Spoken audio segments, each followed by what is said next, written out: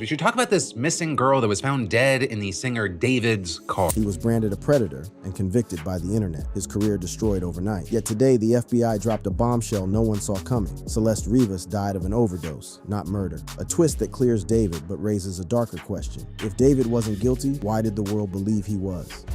The twist first, FBI and Autopsy. The cameras clicked, the microphones buzzed, and the world leaned forward as the FBI chief finally stepped to the podium. After weeks of speculation, headlines screaming predator, and fans rushing to condemn him, the words landed with a weight that nobody expected. After careful review of the evidence, there are no criminal charges against David Anthony Burke, known professionally as D4vd. At this time, we confirm he is not a suspect nor has any criminal record linked to this case. The announcement reverberated across social media, halting the endless cycle of accusations that had painted the 20-year-old singer as both a killer and a monster. For weeks, his name had been synonymous with scandal. The viral hashtags, the resurfaced screenshots, the unreleased songs dissected line by line. But suddenly, the nation was confronted with a reality far less sensational and far more tragic. Celeste Rivas, the 15-year-old whose body had been discovered in his Tesla, had died of an overdose. The autopsy had spoken, and it was final. When the Los Angeles County Medical Examiner released the findings, they confirmed what many online sleuths had refused to consider. The cause of death was not strangulation, stabbing, or any deliberate act of violence. It was a fatal overdose. The toxicology report revealed a lethal cocktail of opioids and depressants in her bloodstream, the kind of combination all too common in the epidemic tearing through America's youth. Forensic notes added that while her body was found severely decomposed and partially dismembered, there was no conclusive evidence that D4vd himself had inflicted those injuries. Some investigators even suggested the dismemberment may have occurred after death, perhaps by someone trying to conceal what had really happened, rather than as part of the crime itself. This was not the revelation the internet was prepared for. To millions of fans, and just as many detractors, D4vd had already been tried and convicted in the court of public opinion. But now, the medical science told a different story, one of addiction, overdose, and tragic youth rather than a celebrity-fueled homicide. The FBI's clarification came as the dust of outrage was still thick. People wanted to know why it had taken so long for authorities to make such a definitive statement. The Bureau explained that the frenzy of viral leaks and speculation had demanded careful cross-checking. They had to comb through mountains of circumstantial evidence, the Discord chats tying his name to Celeste, the unreleased song that seemed like a confession, even the unsettling tattoo coincidences between the singer and the victim. But despite the storm of suspicion, hard evidence simply wasn't there. The Tesla was his, yes, but ownership of a car didn't equal guilt. At the estimated time of death, he had been on tour, and the digital record confirmed his absence. By the time federal authorities stepped in, the LAPD had already been buried under pressure to name him a suspect. Online sleuths were dissecting every lyric, every photo, every interview he had ever given. But the FBI's analysis confirmed there was no criminal record, no charges, and no official suspect classification. What legal analysts had warned turned out to be true. Suspicion is not proof. Yet the FBI's words didn't silence everyone. The internet had built a narrative too tantalizing to abandon overnight. Clips still circulated of the Tesla being towed, of neighbors whispering about the foul smell, of a teacher recounting Celeste's troubled past and her supposed encounters with the rising artist. One viral broadcast captured the speculation best. We now know who the victim is in this case, and there are a lot of twists and turns. Yes, the victim, as it turns out, is a 15-year-old girl named Celeste Rivas. And Celeste Rivas had gone missing about a year ago. That imagery of a teenage girl missing for over a year, discovered lifeless in the trunk of a celebrity's car, was too haunting to let go of. Even when science provided clarity, the whispers of grooming and exploitation kept spiraling.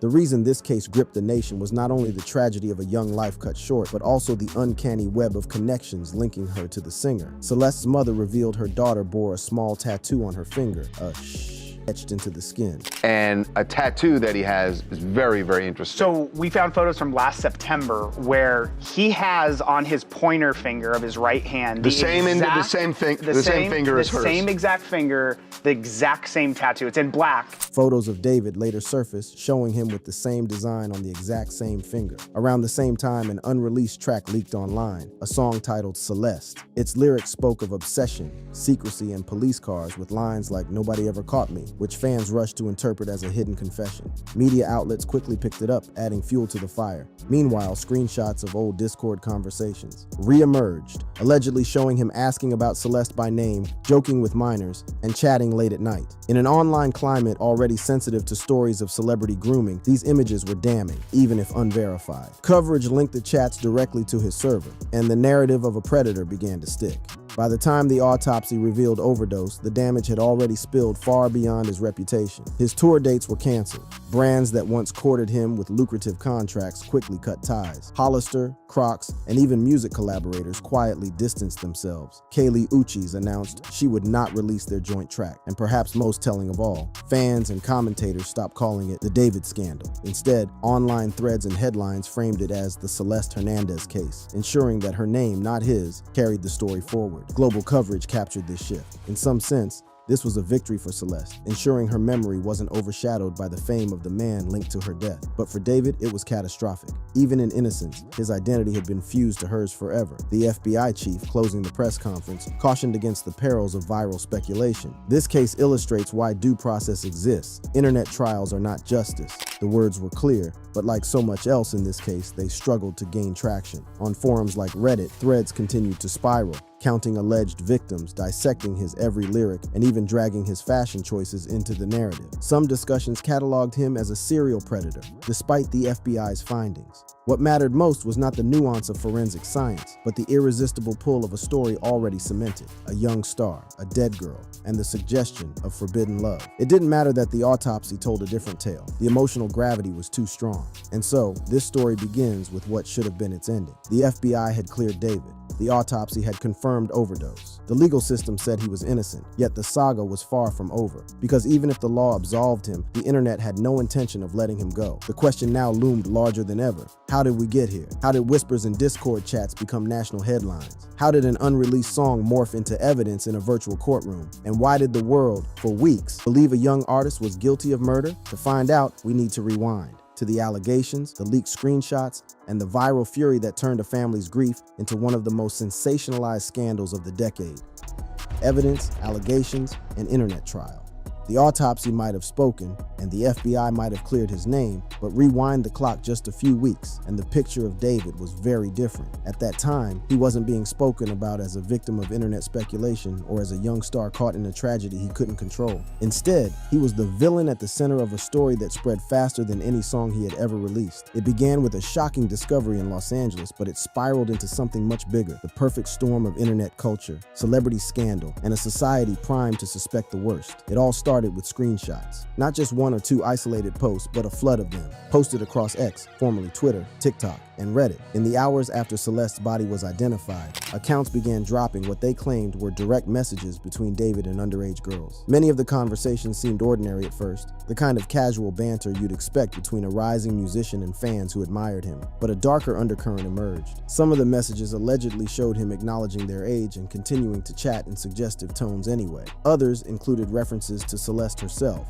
almost as if her presence had long been orbiting his online persona. What made these leaks so potent was the timing. The body was barely cold, and already the internet had what looked like proof of guilt. Screenshots like these didn't just add to the story, they rewrote it. Suddenly, the narrative wasn't just that a missing girl had been found in his car, but that this girl had been part of an inappropriate relationship with him all along. The possibility of grooming, the hints of exploitation, and the whispers of an obsession grew louder and louder until they drowned out everything else. And the public didn't wait for confirmation. They took the screenshots as gospel. The resurfacing of his unreleased track titled Celeste only poured gasoline on the fire. Long buried in obscure corners of fan forums, the song suddenly reappeared online, complete with lyrics that seemed to sketch a chilling portrait of secrecy and obsession. Phrases about nobody ever caught me, mentions of tattoos, and imagery of hiding away from the world were ripped from their musical context and paraded as confessions. Outlets like the New York Post ran stories about the song's existence, ensuring that what had once been a little-heard demo became part of the trial by internet evidence file. In a culture trained to decode lyrics as autobiographical, listeners treated the track as nothing less than an admission of guilt. Adding to the eerie coincidences was the tattoo. Celeste's mother revealed that her daughter had gotten a shh tattoo on her finger, a simple design that bore an uncanny resemblance to one David himself sported. Within hours, side-by-side images circulated on X, framed with captions like, "What more proof do you need?" Coverage linked this eerie similarity directly to the scandal. The imagery was irresistible, a secret shared in ink, a bond hinted at in permanence. And in the echo chamber of social media, it didn't matter if tattoos like these were relatively common. It only mattered that this one could be tied to a girl now found dead. Then came the Discord logs. Forums lit up with what users claimed were archived conversations from as far back as 2023, showing David engaging with multiple underage fans. In one log, he allegedly responded to a girl identifying herself as 14 by continuing the conversation without hesitation. Another conversation supposedly included Celeste's name. The Economic Times covered the resurfacing of these Discord chats, giving them a veneer of credibility, even as questions lingered about authenticity. But in the court of public opinion, those questions hardly mattered. The logs were treated as evidence. Within days, hashtags like #JusticeForCeleste and #DavidExposed trended worldwide. Every corner of the internet seemed to play host to amateur detectives dissecting his past. TikTok creators made multi-part series linking lyrics, screenshots, and even photos of him at events to Celeste. On Reddit, threads cataloged alleged victims, some claiming their own conversations with him had been inappropriate. Posts on our hip-hop heads tallied supposed connections and victims, turning the discussion into a crowdsourced case file. It wasn't just that people believed the story, it was that they believed they were uncovering it themselves. The media, for their part, wasn't far behind. Traditional outlets picked up on the frenzy, sometimes responsibly, sometimes not. NBC News confirmed the horrifying basics, that Celeste's body had indeed been identified in his impounded Tesla. But tabloids like The Sun and Daily Mail went further, fusing fact and speculation until the line between reporting and rumor was nearly invisible. By the time major platforms like People and Variety ran headlines about the police searching his Los Angeles home, the impression that he was guilty had already set like concrete. One video clip that went viral captured just how deeply this impression spread. She met this dude on social media. He was a rapper in LA. He came and got her. She ran away from home. She was gone for like a month. The cops found her in Hollywood, brought her back to our school. She came back to our school, kind of told people this story. She disappeared again in May of that year. And then I found out yesterday that she's now dead in that rapper's car, cut into pieces. Moments like this clip weren't just coverage, they were performance. They dramatized the story, packaging speculation as narrative, and that made it irresistible. What made this moment feel unstoppable was the emotional current driving it. Stories of grooming and abuse, particularly in the entertainment industry, carry a weight that factual clarifications rarely undo. The public had seen this pattern before: young girls, powerful men, secrecy, and then a breaking point. It didn't matter that David had only just turned 20. To the internet, he was another case study in a cycle they already recognized. And when narratives fit familiar molds, they spread without friction. For David himself, the fallout was immediate and brutal. His team canceled shows one after another, sometimes without explanation, sometimes with vague references to ongoing investigations. Fans who had once filled his comments with adoration flooded his Instagram with disgust, disbelief, and demands for answers. Brand partnerships vanished. Companies that had once plastered his face on billboards scrubbed him from their websites overnight. Hollister and Crocs, two of his most visible sponsors, quietly cut ties. And perhaps most symbolic of all, Kaylee Uchis publicly announced she would no longer release their collaboration, sending a message that, even among peers, association with him had become toxic. Another viral clip surfaced, showing the cultural backlash in real time. Really don't know much else with the LAPD telling NBC News. At this time, the LAPD does not have a crime classification from the coroner as the mode or manner of death, thus we do not have any suspect information. But now, with the case getting a ton of attention online, you have internet detectives using David's music, work, and other information to now try to allege that he's behind this. Though again, as of right now, the LAPD said that there are no current persons of interest, and this hasn't even officially been ruled a homicide yet. But with that said, we're already seeing some fallout with brands like Hollister and Crocs saying that they're removing him from ad campaigns. Also, Kaylee Uchis said that she's going to be pulling her song with him as well, and he also canceled his concert last night, and he's scheduled to perform in LA soon, so we're gonna have to see if any of that changes. In the music world, silence can sometimes be a shield, but in this case, David's lack of a public statement only fueled speculation. Fans speculated that he was hiding. Critics claimed it was proof of guilt. Each day without a response became another layer of suspicion. Where was he? Why wouldn't he speak? Why wouldn't he deny? By saying nothing, he let others fill the silence with their own conclusions, and none of those conclusions favored him. The most devastating aspect of this wave wasn't just the professional losses, but the way it redefined his entire identity. He wasn't the kid who blew up on TikTok anymore, or the singer behind Romantic Homicide. He was the name attached to Celeste Rivas, the man whose unreleased track bore her name, the artist with the matching tattoo. mystery, the face at the center of screenshots, threads, and exposés. Even as authorities withheld judgment, the internet had no such patience. In its eyes, he was already convicted. That conviction carried a strange kind of collective thrill. In a fractured media landscape, stories like these provide rare moments of unity.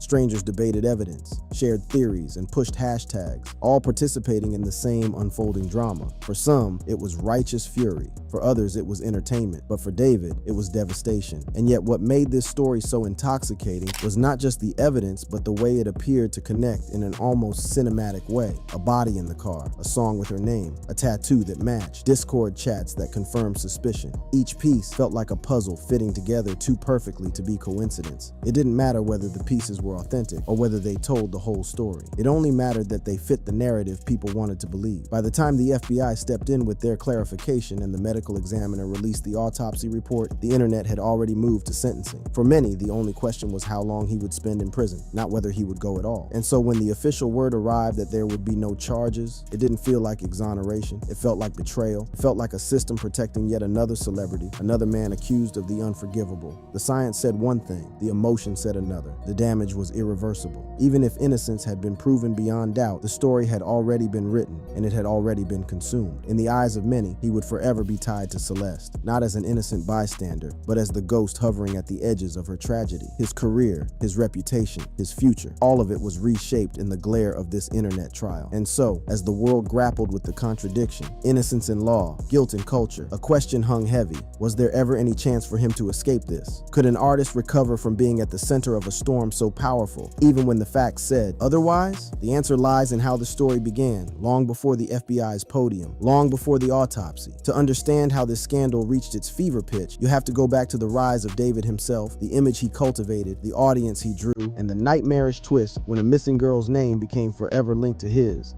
Rise, shock, and discovery.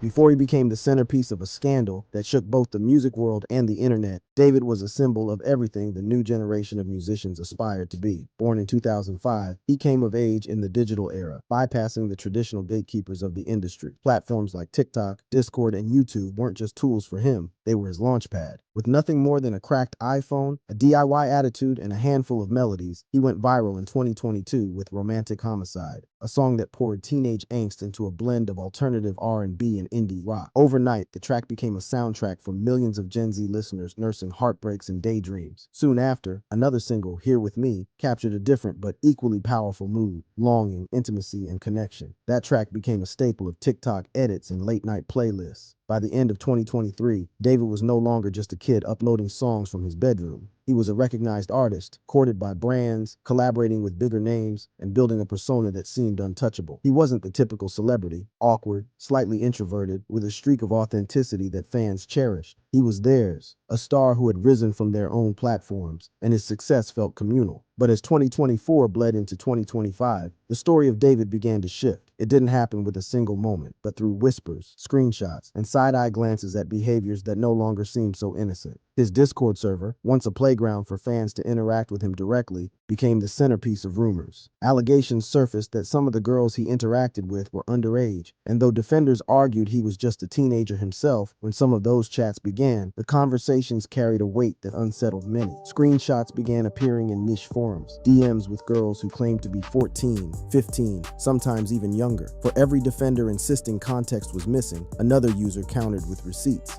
Then came the disappearance of Celeste Hernandez. Celeste was reported missing from Riverside County in April 2024. Her family left in the unbearable limbo of uncertainty. Months passed with no answers, no leads. Posters with her face appeared in school hallways. Police reports circulated, but nothing concrete materialized. For a while, she became another statistic in California's rising tide of missing teens. The internet took fleeting notice, then moved on. Her name, however, would return in the most horrific way imaginable. On September 17, 2025, the Los Angeles Police Department impounded a Tesla registered under David's name in the Hollywood Hills. Inside, authorities discovered a body in an advanced state of decomposition.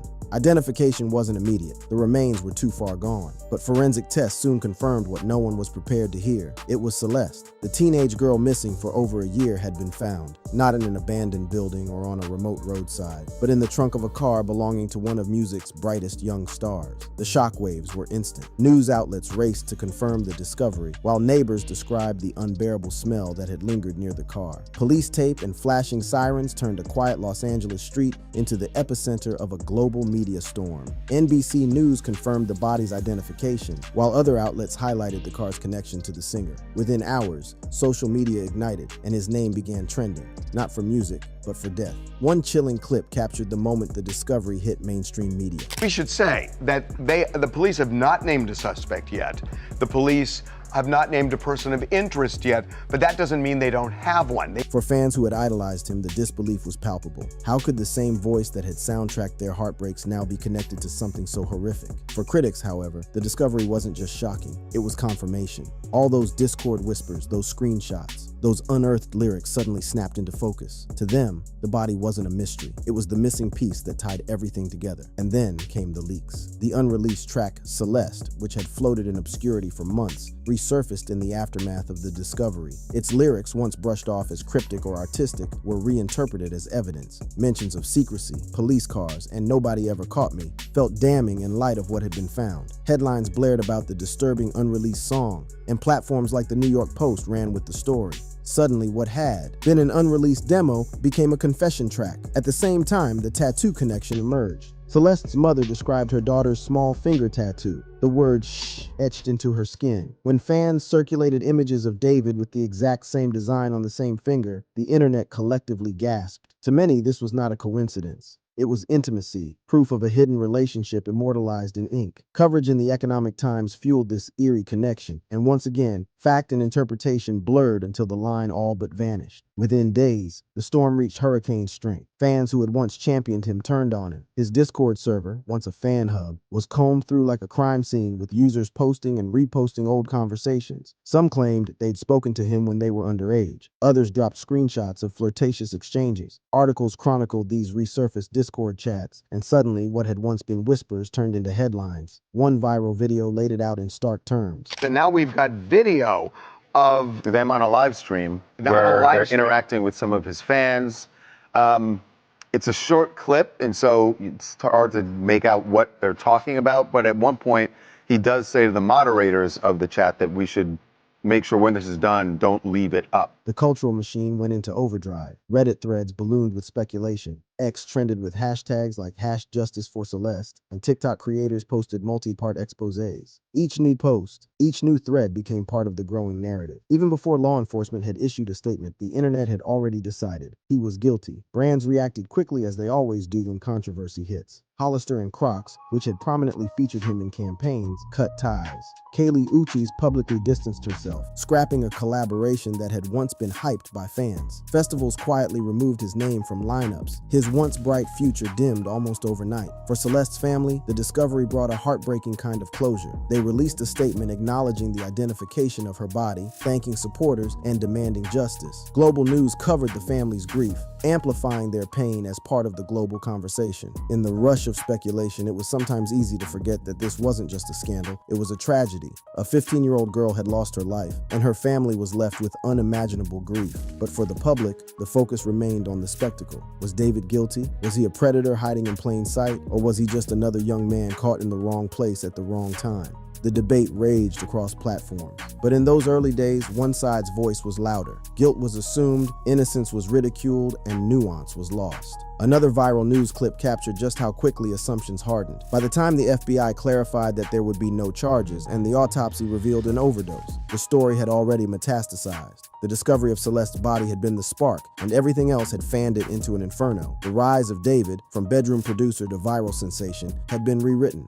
Now, he was remembered less for his music and more for the scandal that consumed him. And that's where this story leaves us. With a young artist cleared in the eyes of the law, but damned in the court of public opinion. With a family mourning the loss of a daughter whose name will forever be tied to whispers of grooming and tragedy. And with an internet still arguing over what to believe, David's career may yet continue. He may release new music, rebuild his reputation, and find an audience willing to forgive or forget. But the scars of this saga will not fade easily. For some, he will always be the boy who sang about homicide and ended up linked to a real one. For others, he is a cautionary tale about the dangers of jumping to conclusions in a digital age where narratives spread faster than facts. In the end, Celeste's story is the one that matters most. Her life, her disappearance, and her tragic overdose are the heart of this saga. But because of the way the story unfolded, with screenshots, songs, tattoos, and a celebrity caught in the middle, it has become something larger, a cultural flashpoint. A reminder that in the internet era, guilt and innocence aren't determined only by courts and autopsies. They're determined by hashtags, by clicks, by the stories people want to tell. And that's why, even after the FBI's announcement, even after the autopsy, and even after the facts have been made clear, the question still lingers. Will anyone truly believe David is innocent? Love this video? Click on the cards on your screen for more.